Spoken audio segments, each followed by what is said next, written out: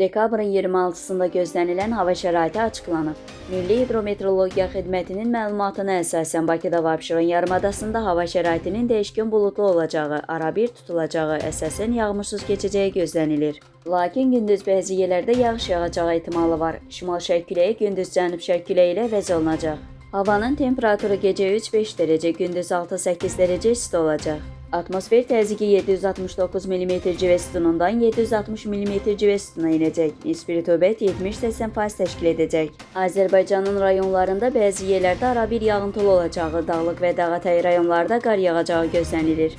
Ayrı-ayrı yerlərdə intensivləşəcəyi ehtimalı var. Axşama doğru yağıntılar tədricən kəsiləcək. Gecə və səhər bəzi yerlərdə arabir duman olacaq. Mülayim qərb küləyi əsəcək. Havanın temperaturu gecə 1 dərəcə şaxtadan 4 dərəcəyədək isti, gündüz 5-9 dərəcə isti.